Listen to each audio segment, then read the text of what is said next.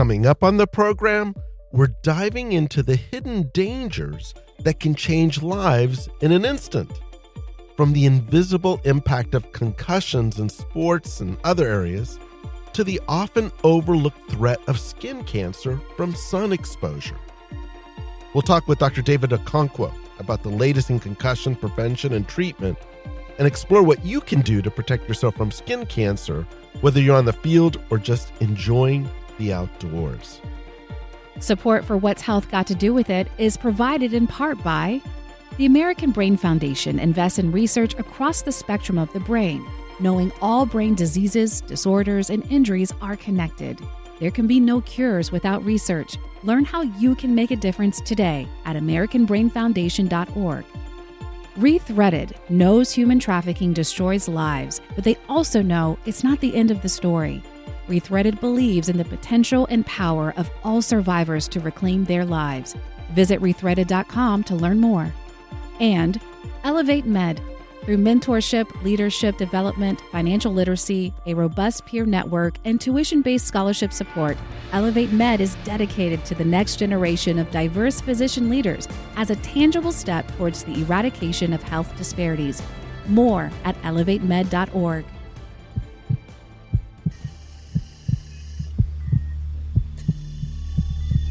From the moment we're born to our last breath, every American embarks on a journey through the intricate maze of the healthcare system.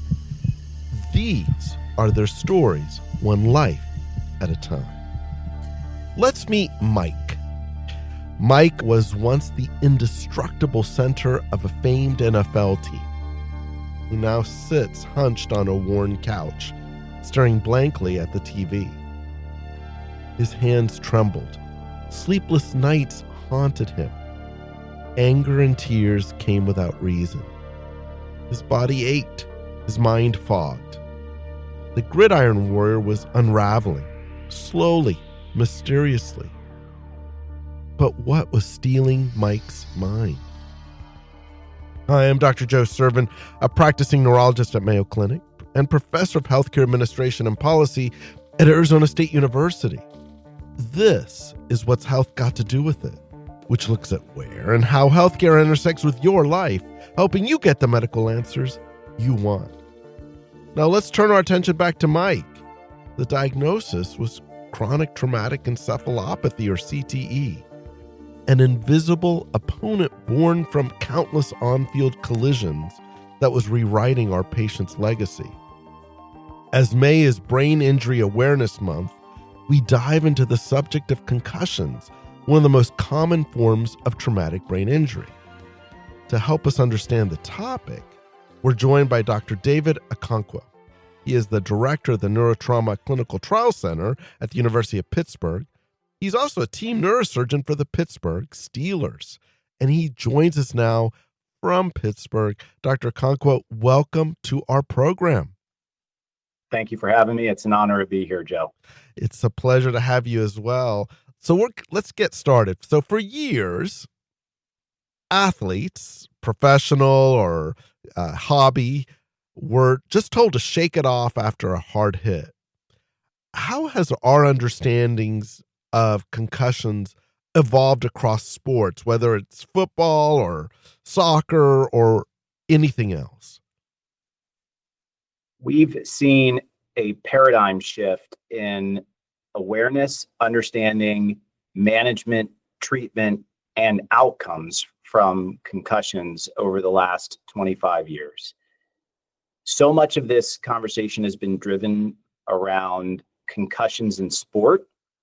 However, it has also been the fact that brain injury has been a signature injury of modern warfare. And so for service members in our nation's military, this has also been a very important topic. Even though the majority of concussions happen outside of sport and military service, but the last 25 years has seen a really rapid uptick in our understanding, a broad and much more robust understanding amongst athletes, service members, and the general public. And so we're in a radically different place today than we were 20, 25 years ago. When it comes to concussion in sport, We have deployed robust and sophisticated processes that identify concussions and then connect athletes to the appropriate care. And then we have created structure such that no one can return to play until they have recovered from their concussions. And we have laws across all 50 states now that relate to this topic for children and adolescents who are playing sports. And of course, we've seen this become extremely sophisticated at the professional sport level. When any of us are watching, let's say in a sports situation, these high impact collisions, regardless of the sport, what are the hidden things or dangers, if you will, that we're not seeing as a casual observer? That's a great question. I think, first of all, we have to remind ourselves that on balance, the value for not just brain health, but overall health of sport participation, whether that's at the recreational level or beyond, far outweighs the risks of playing sports. So we want sports to continue to be an important part of our society. It's just of critical value to children and adolescents to have recreational sport opportunities. You also need to learn how to win, and you need to learn how to lose. Team sports are fantastic for learning how to win as a team and also how to lose as a team. So we want sports to remain a vital place in our society. But then we get to that point where sport participation can create risk. And we have to be mindful of that, and it can occur. And so in these higher impact sports like football, like hockey, like rugby, but also in places that are unexpected, when you see collisions on the baseball field or collisions on the hockey rink, things can happen. And where our brain becomes vulnerable is when there is a rapid change in acceleration and direction. People have a good understanding of what that means in boxing because people can visualize what is meant by a knockout punch. Yeah. And the most effective knockout punch is the punch that sends the head backwards, but also off to the side at a rapid acceleration pace. Okay. And so when those same things happen in sport, that's where you see the higher risk of concussions. There's another form of concussion that can just come from a direct impact, but ultimately that's also the combination of force equaling mass times acceleration. So even, like a lineman in football who can just have a short burst that is that doesn't have quite the same velocity of a knockout punch, but we're talking about very large human beings. And so the mass times acceleration is what creates the force in that situation. Right. The vast majority of these contacts produce no consequence, but on occasion, the force and the contact and the acceleration combined with the mass happen in just the right way that it can disturb the physiologic equilibrium of the brain. There's so much investment now in high-tech helmets, headgears, particularly in the world of athletics, and I imagine even in places like the military and things of that sort.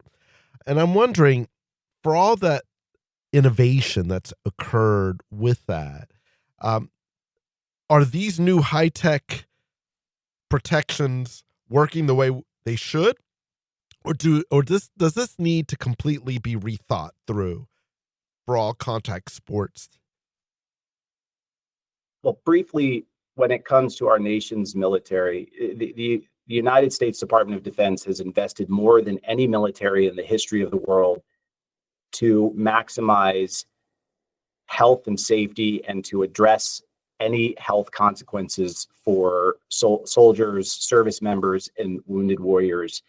And that has radically changed the landscape of warfare for someone who is wearing the uniform in the United States Armed Services.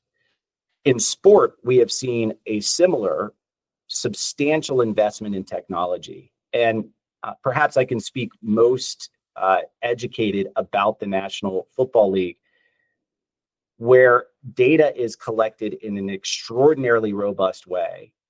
And if you look very carefully, the National Football League has had a deep dedication to making the sport not just more entertaining and more exciting, but also safer.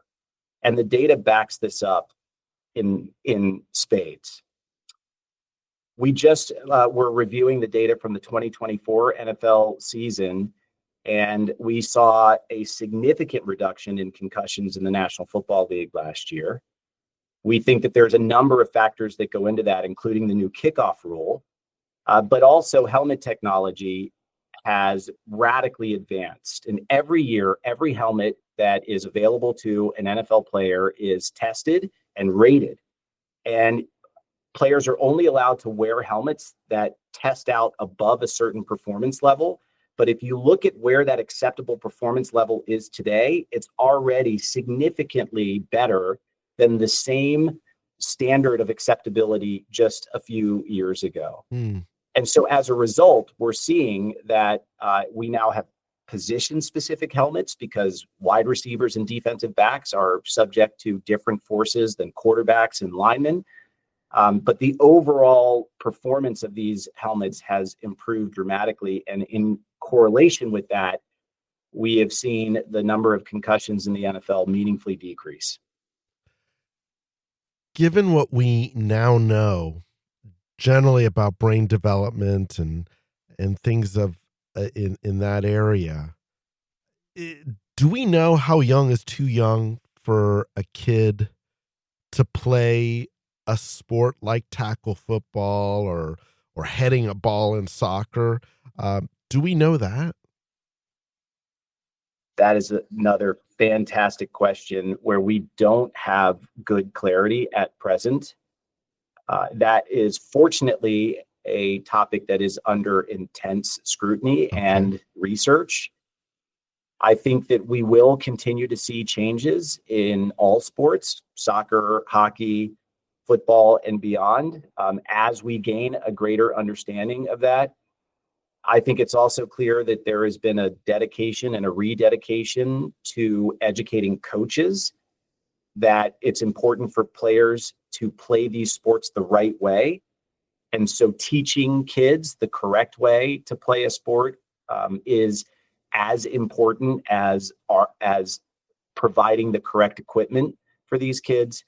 That's a great question that we don't have clarity on yet, but that will be coming, in my opinion, in short order in the coming years.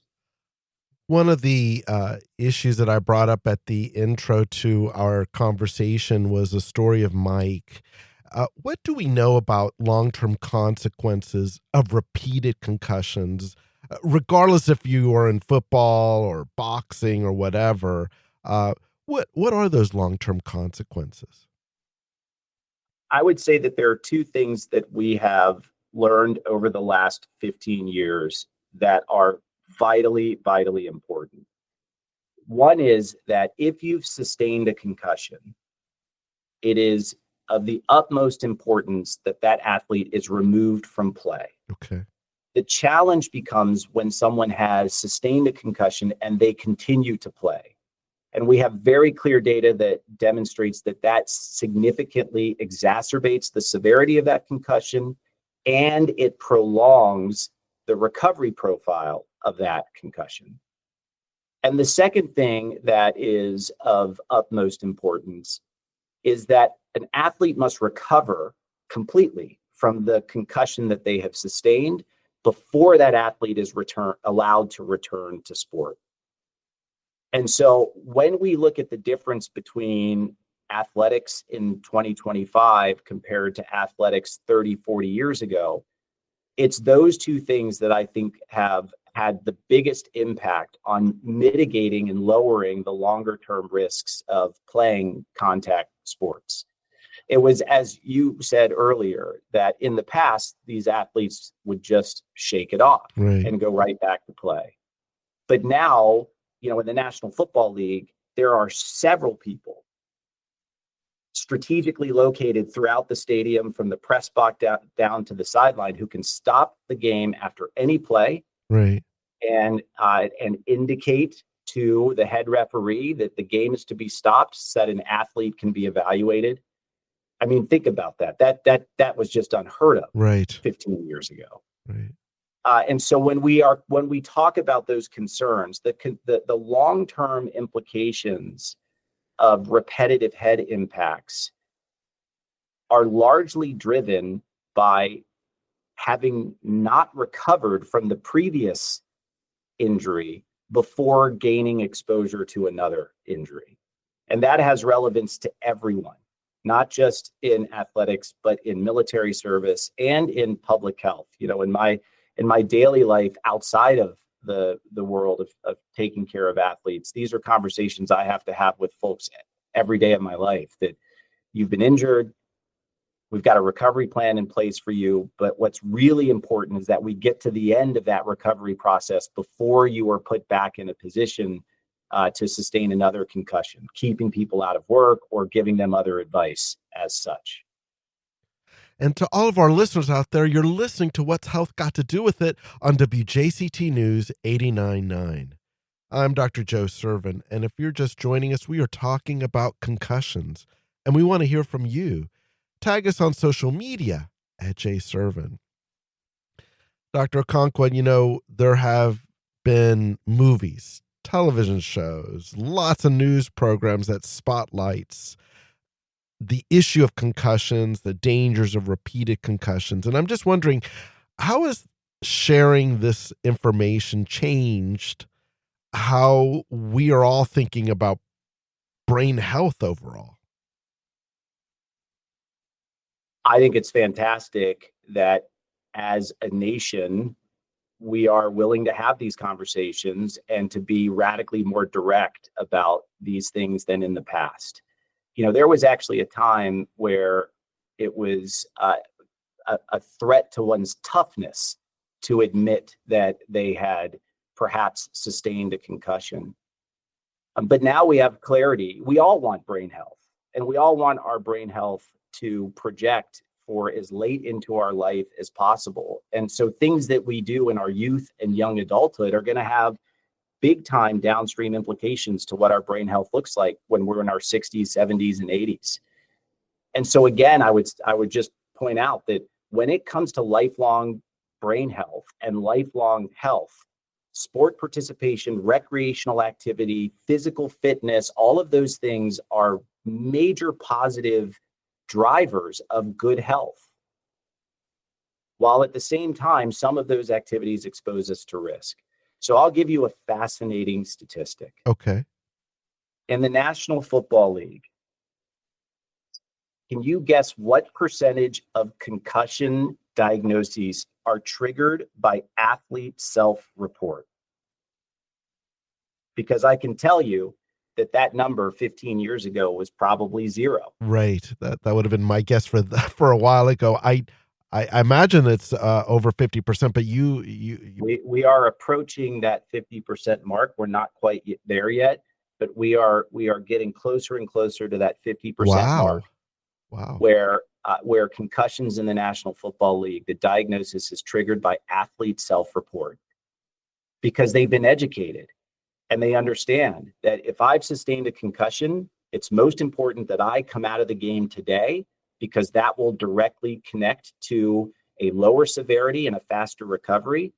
But also, I don't want to put my own health at risk, whether it's for me individually or for me as my team. My team is best served if I'm healthy and performing at my best, and I as an individual am best served if I am healthy and performing at my best.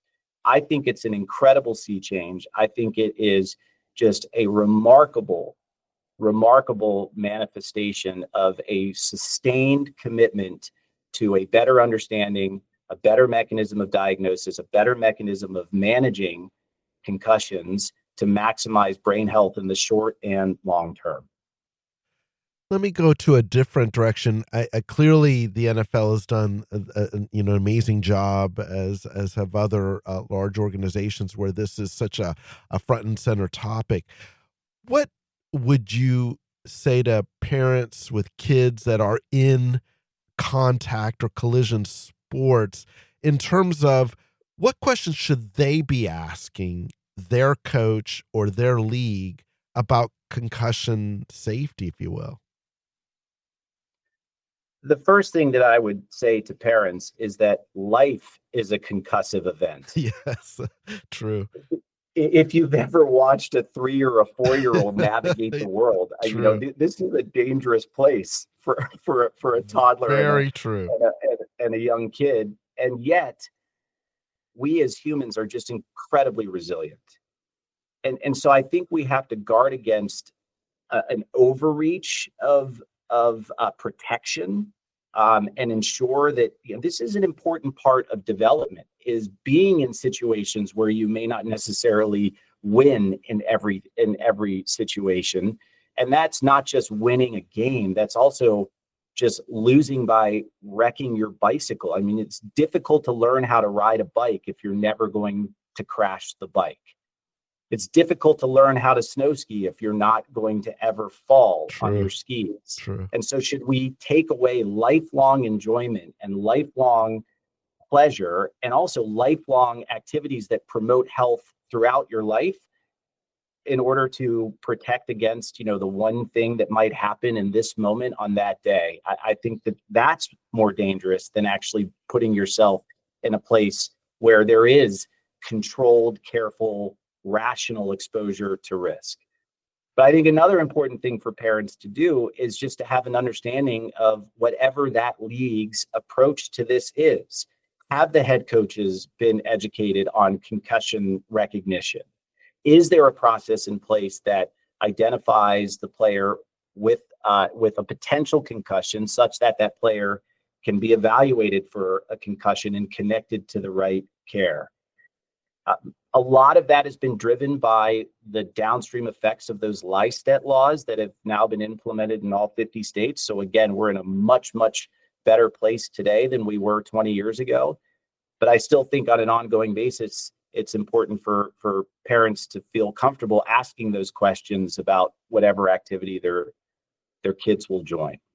Dr. Concoy, in our kind of final moments here, I want to ask you about the question about how some people seem to be more vulnerable to concussions than others. And I wonder if you can comment on that, because I've seen articles where some of the bigger risks are actually to young teenage girls than they are to boys or guys or men.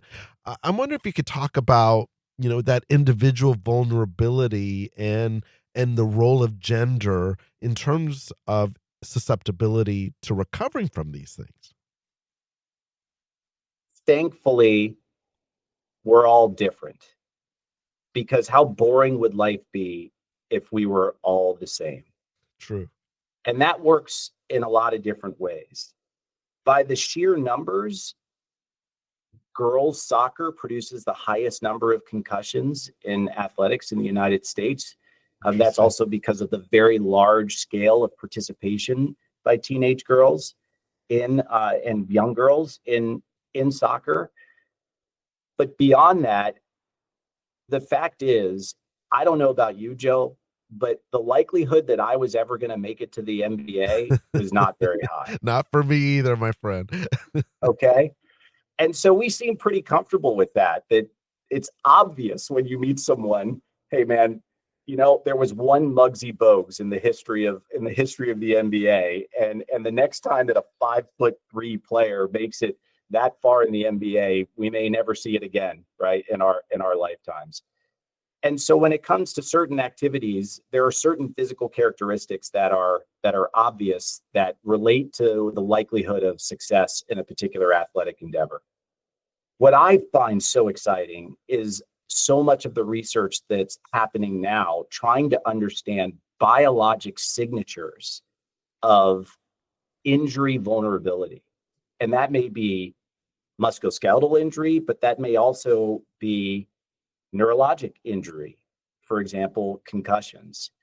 And I think that is going to be a place where you see a tremendous amount of advancement in the coming years. We are going to start bringing objective data to this conversation and start to identify people who may be better served applying their athletic talents in a different place, because whatever their biologic constitution is, they seem to be selectively vulnerable to this kind of injury. And so shunt your talents towards the places where those risks are mitigated in favor of other things that you do very well athletically. Not everyone is built for the NBA. Not everyone is built for the National Football League. Not even everyone is built for college or high school football. But there is still something that you could do, whether that's in track and field or somewhere else, that brings fulfillment, gets you connected to your peers and a team, and promotes all of those other wonderful benefits that sports bring. I'm going to let that be our final word. Dr. Okonkwo, I want to thank you so much for joining us today. I've learned a lot, and I think you've helped all of us out. My pleasure to be here. Thank you for the invitation. We've been talking to Dr. David Okonkwo. He is the director of the Neurotrauma Clinical Trial Center at the University of Pittsburgh Medical Center. He's the team neurosurgeon for the NFL team, the Pittsburgh Steelers. And up next, after your weekly health headlines, we will be covering the topic of how to prevent skin cancer as the summer is upon us. And we'll be right back.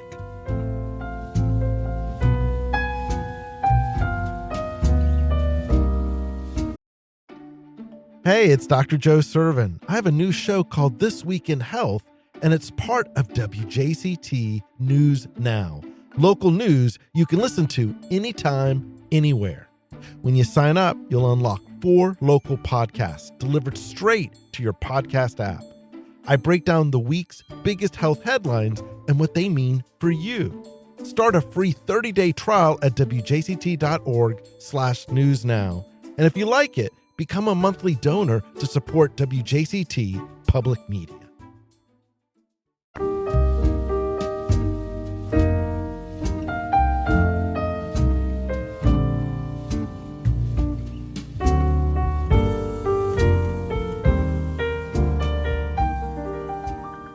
Hi, I'm Stacey Bennett, producer of What's Health Got to Do With It, and these are your weekly health headlines. 10 states in the U.S. now have active measles outbreaks, and the number of cases is approaching 900, 3 times the number of cases reported in all of 2024. Measles infects the respiratory tract and spreads throughout the body. Symptoms include fever, runny nose, cough, red and watery eyes, and a rash. There's no treatment for measles. According to the CDC, the best way to prevent measles is to get the MMR vaccine. It's spring, which means tick season has arrived. Emergency department visits for tick bites are climbing, and by year's end, over 500,000 Americans are expected to be diagnosed and treated for Lyme disease, according to CDC projections. While not every tick carries disease, those that do can transmit serious illnesses, including Lyme, which can lead to neurological or cardiac issues if left untreated. A new study indicates a gut toxin may be linked to colon cancer in young adults. Colobactin, produced by harmful gut bacteria, causes DNA damage in colon cells that can lead to cancer. This specific damage is found in people under 40 who develop colorectal cancer. As for what leads to an increase in colobactin-producing strains of bacteria, scientists hypothesize early use of antibiotics, overuse of processed foods, increased rates of C-sections, and reduced rates of breastfeeding may be the culprits. And for some good news. In a small but promising clinical trial led by researchers at Weill Cornell Medicine and published in Nature Medicine, scientists transplanted lab-grown dopamine-producing neurons into the brains of Parkinson's patients. After 2 years, participants showed improvements in motor function, offering new hope for a disease that currently has no cure. And those are your weekly health headlines. Welcome back to What's Health Got to Do With It. I'm Dr. Joe Sirven, and as the days grow longer and we spend more time outdoors, it's the perfect moment to talk about a hidden danger we often overlook: how to truly protect ourselves under the sun. Let's meet Jared. Jared is a 42-year-old avid surfer. he noticed a new mole on his shoulder that seemed harmless until it started itching and then bleeding intermittently. Jared assumed it was from sunburn or a board rash. But when a friend commented on its irregular border and uneven coloring, he finally saw a doctor. The biopsy result shocked him. What's the diagnosis?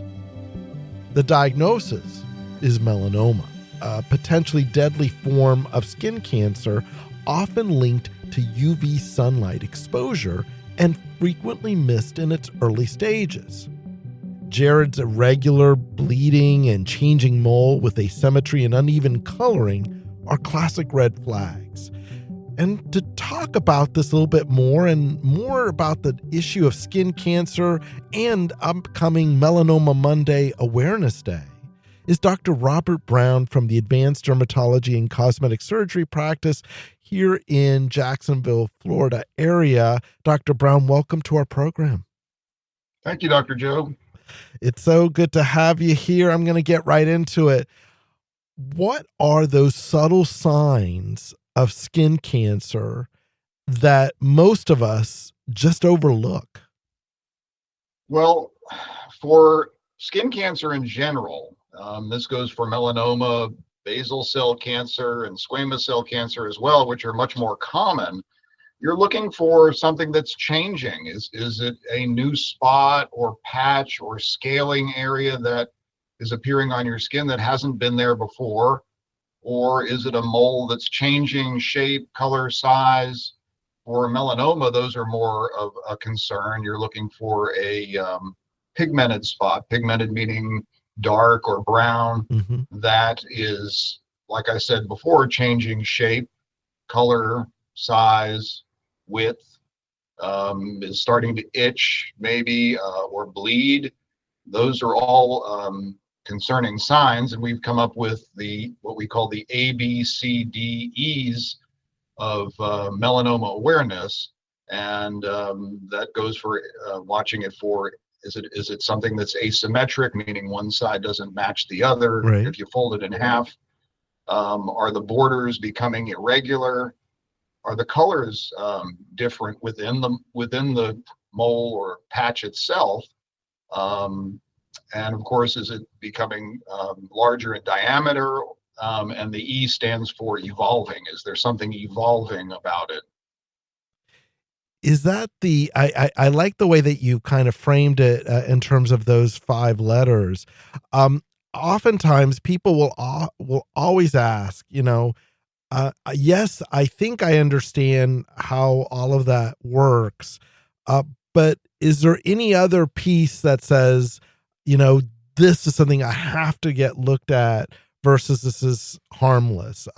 Is it more that evolving and bleeding or that change that's what we have to be looking for? Well, you don't want, if it's bleeding, it's probably pretty advanced. You want to catch things sooner. That's the key with skin cancer or any cancer to begin with, of any kind, is you want to get it as early as possible. So you don't want to sit and debate with yourself as to whether I should or whether I shouldn't. But if there is a change that is noticeable, whether it be any of those factors that we've mentioned before, it should be evaluated by a dermatologist, and there would probably be a need for a biopsy if the dermatologist feels that it's something that's concerning. I mentioned in our opening case, there was with Jared, an avid surfer, someone who's outside a lot.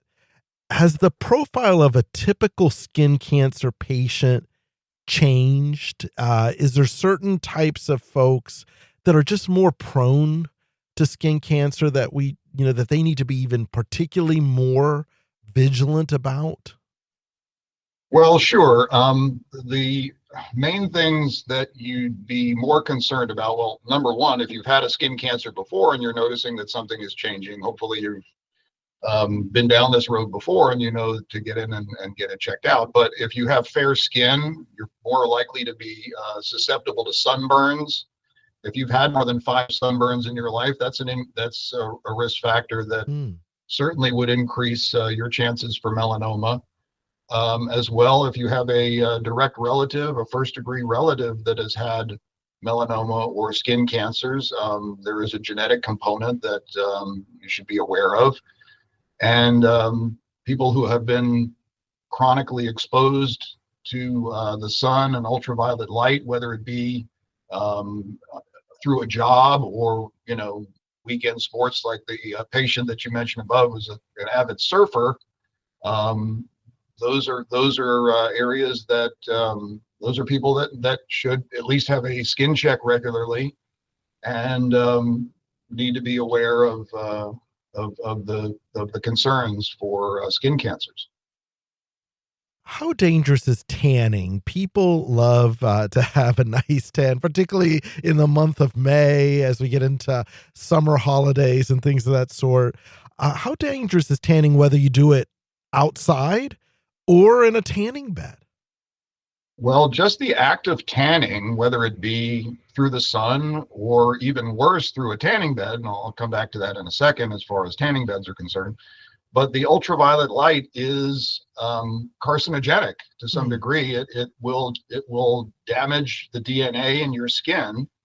Your body repairs that DNA to some degree, and as people age, the repair mechanisms are less. So that factor plays into it. But the actual sun is considered a carcinogen. I think some of the government agencies have recognized that, whether it be a tanning bed or just the ultraviolet light through the sun. But coming back to tanning beds, they have a much more intense ultraviolet to get you the tan that you need over a shorter period of time, or at least not that you need, but you're going for. And those rays are much more intense, and the tanning beds have been outlawed in some states, unfortunately not in Florida. But those patients who need to be, who are going to that, should be aware that these are harmful, almost as harmful as smoking. Wow. What about, just as a follow-up to that, what about tanning in a bottle, solutions and things of that sort? Are those just different? Yeah, well, those are just kind of staining the skin, essentially. They're dyes that are picked up within the skin itself, in the epidermis, and just stain the skin, essentially. Color the skin, depending on some of them used to be bad. They were like kind of an orange color, and they've gotten better as time has gone on, and they're perfectly safe as far as we know, but they're not providing you any photo protection by any means. It's just coloring your skin. You mentioned genetics. You said if there was a first degree relative or someone who's had skin cancer, you have to be a little bit more vigilant. I am of Latin descent. I have olive colored skin. Sometimes we fool ourselves, those of us that are Latin or a little darker, thinking that we're not as likely to get that. Can you address that piece of the equation, if you will? What happens in those with slightly darker color skin? Right. So those of us who are lucky enough to be a little bit darker colored in skin have some mild photo protection over those who are fairer, lighter skin, Irish background, that kind of thing, more prone to sunburning. But everybody who has skin and sun exposure and ultraviolet light exposure has a risk. There's no well-defined risk, but there is a risk, less so maybe than those who are not deeper pigmented naturally. But everybody needs to be aware, and everybody needs to take measures when they're outside.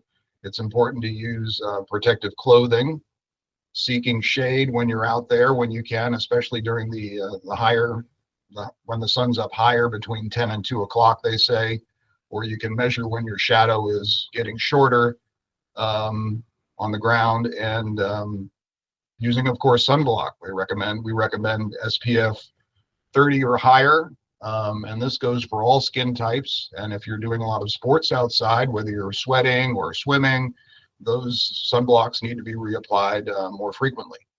And to all of our listeners out there, you're listening to What's Health Got to Do with It on WJCT News 89.9.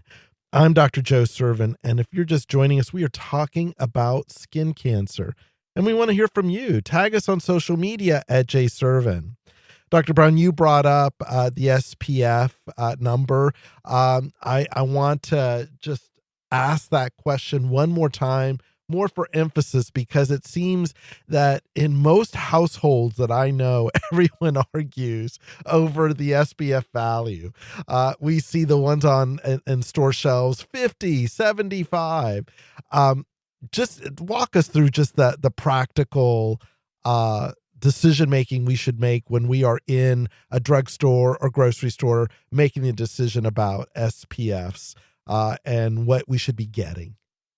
So the SPF just measures the amount or a number created to indicate blocking UVB. There's UVA, UVB, UVB, and UVC. Luckily, UVC, ultraviolet C, is blocked by the ozone layer, so we don't have to worry about that, at least not yet. But UVA and UVB need to be blocked. So you're looking for a high SPF. 30 is good. They say it gets about 95 to 97% of the rays, but it doesn't indicate how much UVA needs to be blocked, and that you're looking for something that's called full spectrum. You want to block UVA and UVB, so you're looking for either a chemical blocker, which are agents that are in the sunscreen that absorb the ultraviolet light, and some people feel heat when they wear sunscreen and say they feel hotter. That's because the ultraviolet light from the chemical blockers are providing heat in the skin when they're doing their job. The physical blockers, zinc oxide and titanium dioxide, scatter and reflect the light, and for people who are sensitive skin, are usually more tolerable for the physical blockers that they need. But getting back to the number, the unfortunate thing is it's just a lab. It's a number created in a lab, and when people apply sunblock, they're probably not applying it sufficiently enough to get that SPF. So again, the higher number would be better, but supposedly you need about, for an adult male, they say about a shot glass full of sunscreen to cover the areas. I love that. I'd never heard the shot glass piece of that. That's very useful. So that means you have to use that amount in that kind of thickness, if you will, each time you apply. Now, if you use more what they call it UPF clothing, those are clothing that are rated for sun protection, and you're covering more areas. Obviously, you don't need to necessarily cover that using that much, since you're using it on less areas that are exposed. We talked about the mole is where we started off the discussion with our case. How often should someone see a dermatologist for a full body skin check? Well, here in Florida, if you have no history of skin cancer, at least a yearly check is certainly important. We recommend full body skin checks. That's from stem to stern, head to toe. We want to check out all the skin and make sure everything is okay. If you have a history of skin cancer, those rates of return may be shorter depending on if you have a recent history of melanoma. We see people every 3 to 4 months in that scenario. And if it's been a while since you've had skin cancer, maybe every 6 months is probably a reasonable skin check. But this is, for the doctor to look at.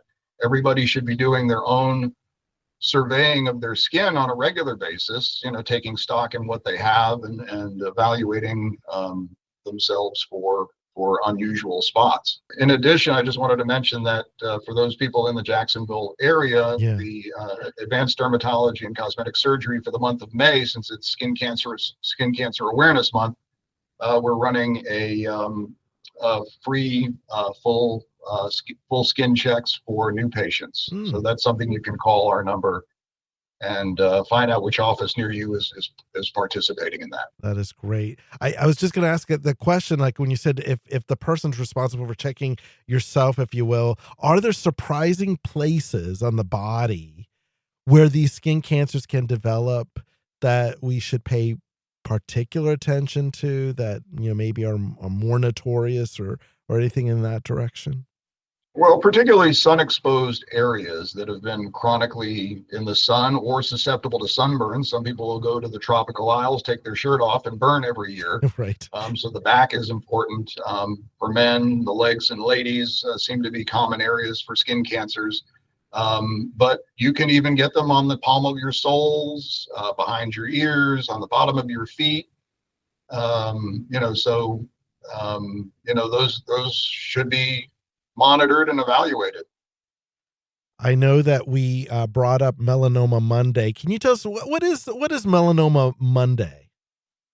It's a yearly day that, like any other holiday that is sort of added to the calendar.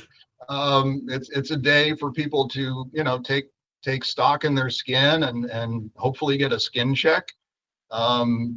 Being aware of those A, B, C, D, E's, which you can find online, and look at pictures of melanoma and what's a normal mole versus that. But it's I think a day that's just meant to be people to take stock in their moles and be aware of the cancer of melanoma, which is can be very deadly if not caught early.